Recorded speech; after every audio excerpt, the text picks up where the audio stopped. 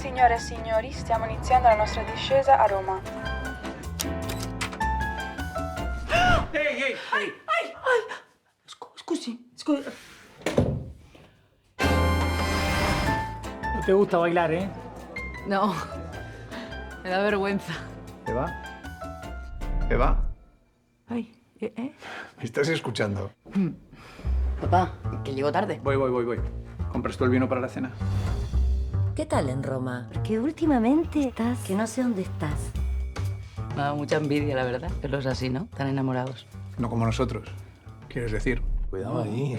Bueno, menos mal que el comentario lo ha hecho ella, porque lo hace uno de nosotros y aquesta nit dorm al carrer.